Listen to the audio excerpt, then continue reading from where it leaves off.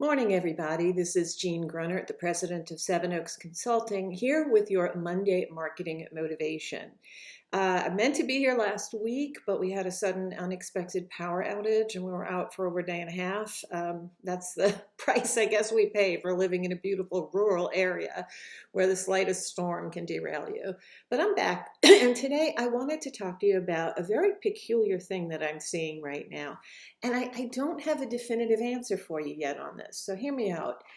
What happened was I have been seeing reports of a Google Core update as of March 2026, which is when I'm recording this.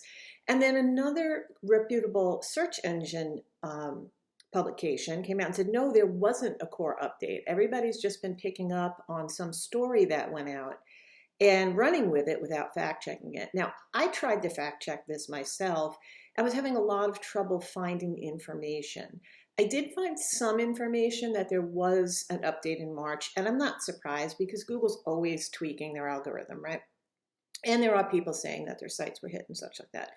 But the bottom line is this: in this age of AI everything, AI can hallucinate. I have seen it come up with stuff that's ridiculous. The other day, I asked it to summarize one of my own books, okay? So it was like a book that I wrote.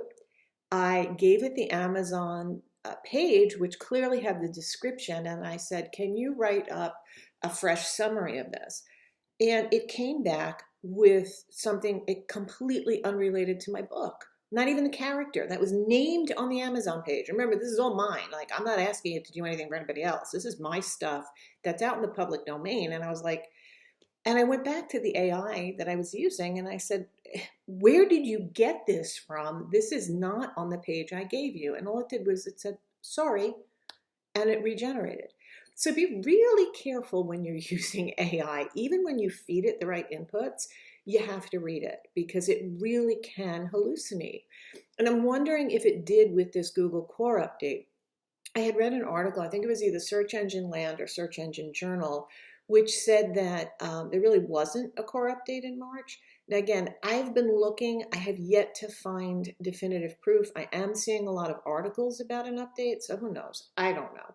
I do know that one of the reasons why I think I'm not seeing as much volatility on my own sites is because we here at Seven Oaks Consulting, I focus specifically for my clients on evergreen SEO techniques.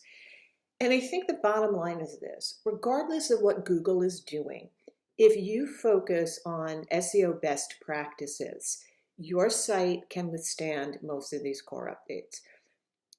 Sometimes the flavor of the month changes when it comes to what the search engines are looking for. We've seen that back in the early 2010s when Google rolled out a major update that shook up all of these content farms, right? There were tons of them out there, these big sites that hired lots and lots of writers, and they pumped out content and all different things, everything from sewing to cooking to auto mechanics, right? It would all be on the same site, and it was like your one-stop shop, your encyclopedia for everything about anything. And we saw that Google kind of penalized those sites and it never really recovered. And then over the last year or two, a lot of sites that had what we call top of the funnel content that answers simple questions, glossary terms, things like that, they're starting to lose traffic because AI can answer that. So yes, things do change. What does not change is the basics of good SEO. Expertise, authoritativeness, trust, all of the signals that our sites put out that Google can pick up on and know that that site has merit, know that it has longevity, know that you're not a flash in the pan. What are some of those signals? First of all, age and longevity.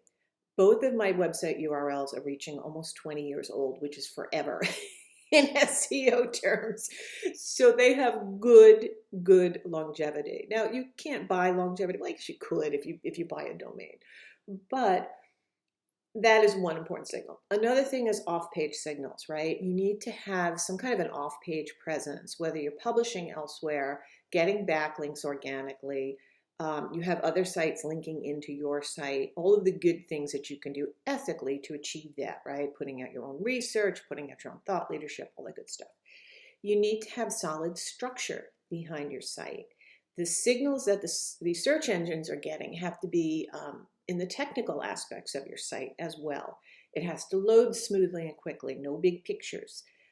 You have to keep everything updated behind the scenes. You have to make sure that it is running something called schema markup, which is special code that tells the search engine what everything is on the page. Go to my blog at sevenoaksconsulting.com if you want to learn more about that. I read that once and was like, oh my goodness, are my sites running this? And yeah, they are. It's a lot easier than you think. A lot of the SEO plugins do run it automatically. The bottom line is there is something like 100, and I don't want to scare you, but I think the estimate is around 100 different ranking factors for good SEO. And if you focus on the basics, answering reader questions, doing it in an authentic, natural manner, structuring your content for the new AI search, put the answer at the top, don't make people work for it. Use your own images whenever possible, especially if you are running a consumer site.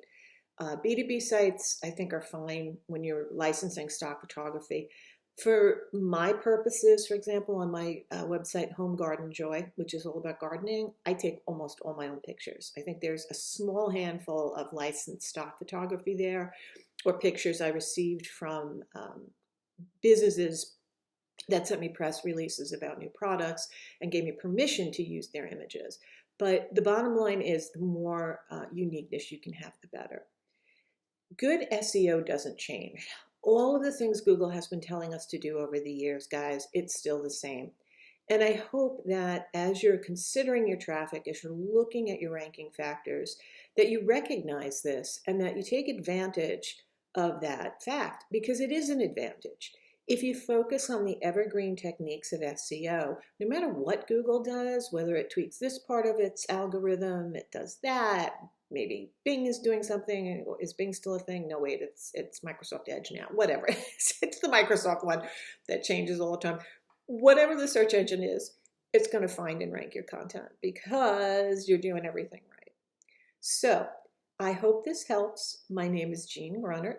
I am president of Seven Oaks Consulting. Excuse the terrible lighting in this room this morning. I couldn't get it right, so I kind of look like a ghost here, but that's okay. We're friends. I hope that you check out our website at sevenoaksconsulting.com. We specialize in business-to-business content strategy, content marketing, on-page SEO, not technical SEO, but the on-page stuff, and RFP, request for proposal response, and writing and strategy and all that good stuff. So check us out. Thank you for watching. I appreciate you, and I hope to see you next Monday. Bye-bye.